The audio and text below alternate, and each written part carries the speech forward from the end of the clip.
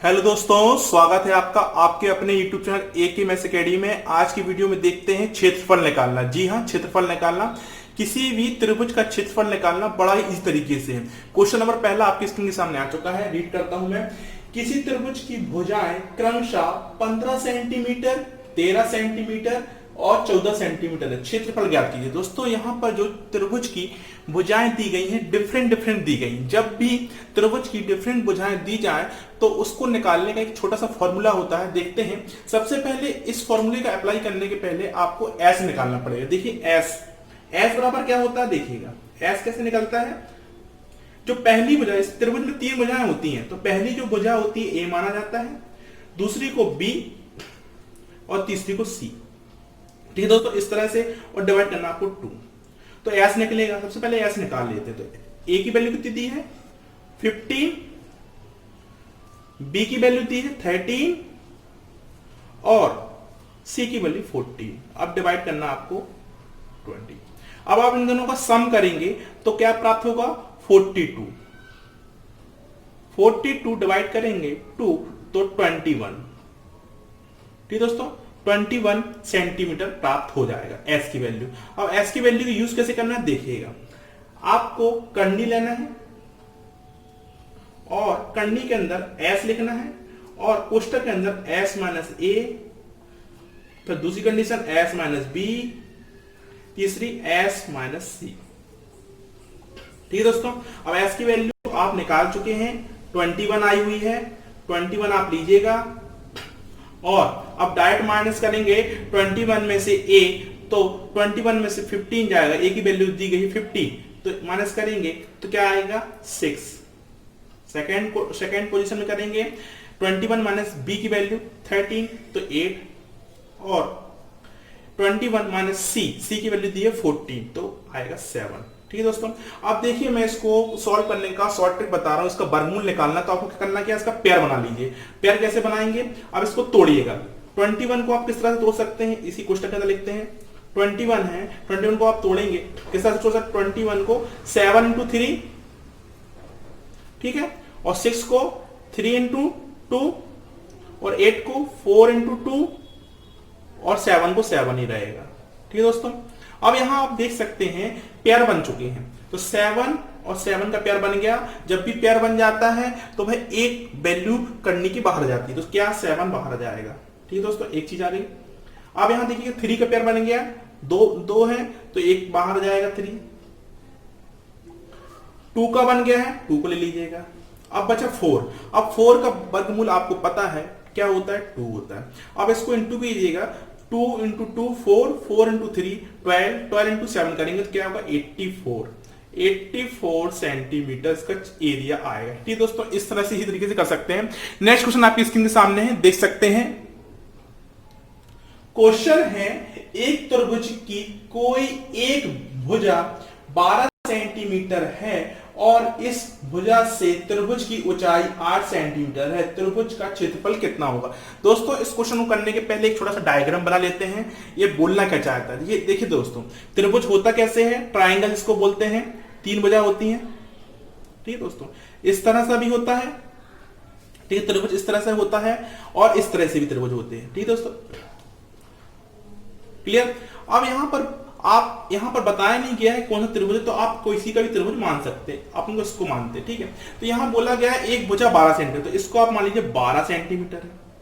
और जो हाइट है, जो बेस 12 मान लिया और जो हाइट उसने बोला 8 सेंटीमीटर, तो इसका क्षेत्रफल का फॉर्मूला क्या होता है दोस्तों, 1/2।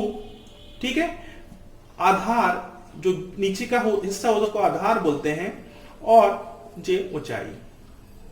क्लियर, इसको बोला जाता है आधार और इसको बोला जाता है ऊंचाई या लंब भी बोल सकते हैं, और इसको कण बोलते हैं। ठीक दोस्तों, तो यहां पर 1/2 आपको फॉर्मूला लेना है। आधार कितना है 12 है, ऊंचाई कितनी है 8 सेंटीमीटर। इसको काटिएगा 6 आएगा, 6 इंटू 8 करेंगे क्या आएगा 48 सेंटीमीटर। ठीक दोस्तों, 48 सेंटीमीटर। इस तरह से आप इसको इजीली सॉल्व कर सकते हैं। ठीक है, नेक्स्ट सवाल आपके स्क्रीन के सामने आ चुका है, चलिए देखते हैं। क्वेश्चन है किसी समबाहु त्रिभुज की भुजाएं 8 सेंटीमीटर है, त्रिभुज का क्षेत्रफल ज्ञात कीजिए। ठीक है दोस्तों, समबाहु त्रिभुज एक्चुअली में होता क्या है, चलिए देखते हैं। समबाहु त्रिभुज होता क्या है, जिसकी तीनों भुजाएं बराबर हो। ठीक है दोस्तों, जिसकी तीनों भुजाएं बराबर हो वो समबाहु त्रिभुज कहलाता है। अब यहाँ देखिए त्रिभुज ए बराबर है, ए बराबर है, ए बराबर है, तो इसकी जो तीनों भुजाएं बराबर है तो क्या बनेगा, ए भी ए होगा, ए भी ए होगा, ए भी होगा। ठीक है दोस्तों, इसका फॉर्मूला क्या होता है देखिएगा। ठीक है, इसका क्षेत्रफल बराबर फॉर्मूला होता है कर्णी 3/4 ए स्क्वायर। ठीक दोस्तों, ये फॉर्मूला होता है। यहां पर दिया क्या गया है, इसकी भुजा दी गई, भुजा मतलब ए का मान दिया है, भुजा दी गई है इसमें, तो क्या दिया है, भुजा बराबर कितना दिया है, 8। ठीक है, अब यहां पर आपको अप्लाई करना है, तो कर्णी 3 लेंगे, इनटू आप डिवाइड आपको 4 लेना है, और इनटू में क्या करना है, भुजा, भुजा कितनी दी है, 8, तो 8 का स्क्वायर यानी कि 8 × 8। क्लियर दोस्तों, और यहां पर आपको काटना है, क्या आएगा, 2 आएगा। यहां तक क्लियर दोस्तों, यहां तक 2 आएगा। अब आपको यहां पर सॉल्व करना है, तो इस तरह से आपको 8 दूनी 16, तो 16 कर्णी 3 इसका आंसर हो जाएगा, है ना, वर्ग सेंटीमीटर आ जाएगा। इस तरह से इसका आंसर 16 कर्णी 3 आ जाएगा, बड़ी इजी तरीके से दोस्तों, है ना। नेक्स्ट क्वेश्चन आपके स्क्रीन सामने है, देखते हैं उसको। क्वेश्चन है, एक समबाहु त्रिभुज का क्षेत्रफल 25 कर्णी 3 वर्ग सेंटीमीटर है, त्रिभुज की भुजा ज्ञात कीजिए। ठीक है दोस्तों, यहां आप समझ जाइए, समबाहु त्रिभुज का क्षेत्रफल दिया गया है, भुजा पूछ रहा है। अभी इसके पहले आपने सवाल में किया तो भुजा दी गई थी, क्षेत्रफल पूछा गया था, जस्ट अपोजिट कर दिया है। आपको उसी फॉर्मूले से सॉल्व करना है। तो क्षेत्रफल का फॉर्मूला क्या होता है, समबाहु त्रिभुज का क्षेत्रफल बराबर फॉर्मूला क्या होता है दोस्तों, अभी आपने देखा था। इसका जो फॉर्मूला होता है √3/4, ठीक है, ए स्क्वायर, ठीक है, इंटू ए स्क्वायर, ये होता है फॉर्मूला। अब देखते हैं इसमें वैल्यू रखते हैं, तो इसका जो क्षेत्रफल का जो दिया है ऑलरेडी दिया हुआ है, तो आप इसका अप्लाई कर लें। 3/4 इंटू ए स्क्वायर है, और क्या दिया, 25√3। अब वहां आपको सॉल्व करना है। सॉल्व करने की मैं शॉर्ट ट्रिक बता रहा हूं, जब भी कोई भी वैल्यू इक्वल में दी रहती है तो डायरेक्ट कट जाती है। ठीक है दोस्तों, इक्वल में डायरेक्ट कट जाएगी, और जो है इसका 4 का इंटू यहाँ 3 में होगा, तो क्या हो जाएगा, इसका ऐसा तिरछा इंटू होता है। ठीक है, तो ए स्क्वायर की वैल्यू कितनी आएगी, 25 × 4 आएगी, तो ए स्क्वायर की वैल्यू आ जाएगी 100। तो ए की वैल्यू चाहिए, ए मतलब भुजा चाहिए, तो ये इसको हटाना है, तो आप इसको भी कंडी लगा दें तो ये हट जाएगा। और ठीक है, जब ए है तो इससे कट जाएगा, ये हट गया। ठीक है, और अब इसमें लगाएंगे क्या आएगा, ए की वैल्यू, तो ए की वैल्यू कितनी आएगी दोस्तों, 10 सेंटीमीटर। इस तरह से इसका जो वैल्यू आएगी 10 सेंटीमीटर की भुजा होगी। अगला क्वेश्चन देखते हैं, काफी इंटरेस्टिंग क्वेश्चन है ना, देखते हैं दोस्तों।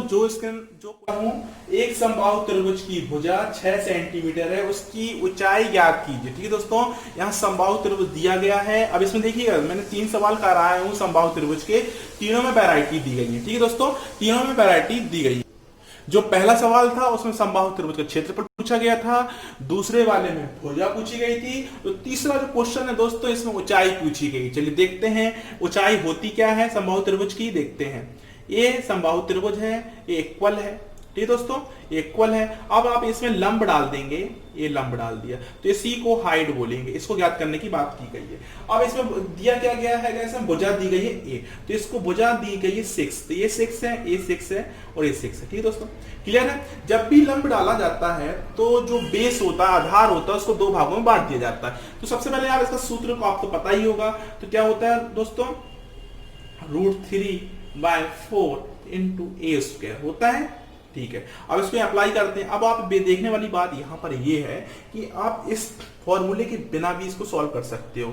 देखिए किस तरह से कर सकते हैं, इस फॉर्मूले की आवश्यकता नहीं पड़ेगी, मैं शॉर्ट ट्रिक बता रहा हूं। ठीक है, एग्जाम के हिसाब से। अब यहां पर देखिएगा, ये कितना है, 6 है, ये 6 है। जब बीच में लंब डाला जाएगा तो ये 2 भागों में बटेगा, तो ये क्या हो जाएगा, 3 और 3 हो जाएगा। ये 6 था, 3 और 3 हो जाएगा। तो अब देखिए, अब ये इसका क्षेत्रफल आपको, अब इसका आप पाइथागोरस प्रमेय लगा दीजिए। पाइथागोरस प्रमेय क्या बोलता है, कर्ण का स्क्वायर बराबर लंब का स्क्वायर।